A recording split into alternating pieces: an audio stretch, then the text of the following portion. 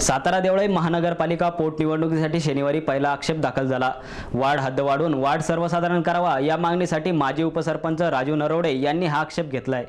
सातारा देवळाई महानगरपालिका पोटनिवडणुकीसंदर्भात शनिवारी पहिला आक्षेप दाखल झाला। सातारा देवळाई वॉर्डांची रचना ही जुन्या आकडेवारीनुसार करण्यात आली असून सातारा गाव तांडा वॉर्डाची हद्द वाढवून वार्ड सर्वसाधारण करण्याच्या मागणीसाठी माजी उपसरपंच राजू नरवडे यांनी आक्षेप दाखल केला आहे। 1 जुलै रोजी सातारा देवळाई पोटनिवडणूक प्रभाग रचनेचे प्रारूप प्रसिद्ध करण्यात आला। सातारा गाव आणि तांडा परिसर अनुसूचित जमातीच्या महिलांसाठी आरक्षित झाला, तर देवळाई परिसर सर्वसाधारण वर्गासाठी राखीव झाला आहे। तसेच अनुसूचित जमातीसाठी आरक्षित झालेला वॉर्ड 2011च्या जनगणनेनुसार झालेला नसून 2015 मध्ये सर्वेक्षण करण्यात आले। त्यावर आक्षेप न घेता 10 वर्षांनंतर जनगणना ग्राह्य धरली जात असताना 2015 मध्ये करण्यात आलेल्या सर्वेक्षणावर केलेले आरक्षण नियमबाह्य असल्याचे त्यांनी आक्षेपात म्हटले आहे।